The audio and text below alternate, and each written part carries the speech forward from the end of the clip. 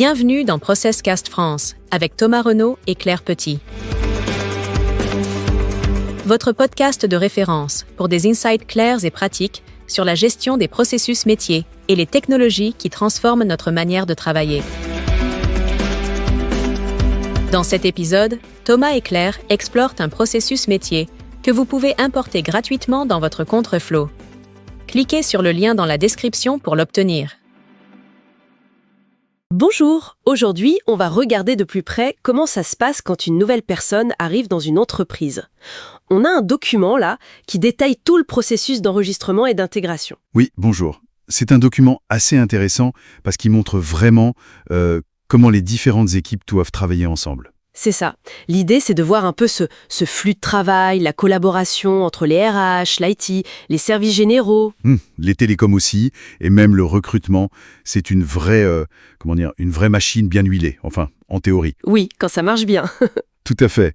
Et le document utilise une sorte de schéma, type BPMN, pour visualiser tout ça. C'est assez parlant pour voir où ça peut bloquer. D'accord. Alors, si on prend les choses dans l'ordre, ça commence où? Chez les RH, j'imagine? Exactement. La première phase, c'est l'enregistrement. Les RH récupèrent tous les papiers nécessaires, le contrat signé, les infos pour la mutuelle, etc. Classique. Oui. Puis ils classent tout ça et, surtout, ils créent le dossier de la personne dans les systèmes clés, celui de la paie et le SIRH, le gros système d'info RH, quoi. C'est aussi à ce moment-là qu'ils gèrent l'inscription aux avantages, la mutuelle, la prévoyance. Et ensuite, très important, ils envoient les premières demandes aux autres services. Ah oui, les demandes pour le matériel. C'est ça. Une demande de mobilier pour les services généraux, une demande pour l'ordinateur et les accès pour l'IT, et une pour la ligne téléphonique pour les télécoms. C'est le coup d'envoi logistique, on va dire. Logique. Et une fois que ces demandes partent, comment ça s'organise concrètement pour le matériel? Parce que c'est souvent là que ça coince un peu, non? C'est un point critique, oui. Le support IT, par exemple, reçoit la demande, il prépare l'ordi, il crée le compte réseau, l'adresse email. Les accès aux logiciels aussi, j'imagine? Oui, voilà, les accès aux applications métiers dont la personne aura besoin.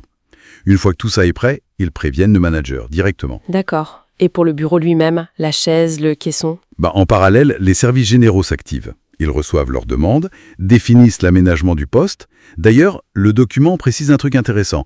Les RH ont 2 jours pour valider cet aménagement. Sinon, c'est considéré comme approuvé. Ça évite de bloquer le processus. Ah oui, pas mal. Ça met une petite pression. Voilà. Et ensuite, ils assemblent le mobilier. Et comme l'IT, ils préviennent le manager que le bureau est prêt. Ok. Et les télécoms, ils font quoi exactement? Eux, c'est pareil. Dès qu'ils ont la demande, ils configurent la ligne téléphonique fixe, ou le mobile si besoin, et hop, notification au manager. On voit bien que tout est lié. Oui, c'est clair. Et qui vérifie que tout avance bien, que tout sera prêt à temps? Alors, le document parle d'un coordinateur IT. Son rôle est assez central, justement pour suivre tout ça, s'assurer que l'IT, les services généraux, les télécoms, avancent bien, et que tout converge pour la date d'arrivée prévue. Donc c'est lui le chef d'orchestre de la partie logistique? En quelque sorte, oui. Il s'assure que les notifications entre services fonctionnent. Parce que si une notification manque, l'étape suivante ne démarre pas. C'est là qu'une bonne modélisation du processus est utile, pour voir ses points de dépendance. Je vois. Bon, alors, imaginons, tout le matériel est prêt, le jour J arrive, l'accueil, ça se passe comment? L'administration RH a déjà fixé la date de début, bien sûr. Le premier jour, c'est souvent l'équipe de recrutement qui prend le relais. Ah oui, pour faire quoi? Pour l'accueil plus humain, on va dire. Présenter l'entreprise, sa culture, ses valeurs, les règles importantes. Et bien sûr, présenter la personne à sa nouvelle équipe. D'accord. Et on revérifie une dernière fois que l'ordinateur marche, que les accès sont bons? Exactement. Une petite vérification finale pour s'assurer que la personne peut démarrer son boulot sans problème technique. Le but, c'est vraiment que ça soit fluide dès le début. Donc pour résumer, ce qu'on voit dans ce document, c'est un processus très séquencé, très organisé. Une sorte de balai entre les services pour que tout soit prêt. C'est tout à fait ça.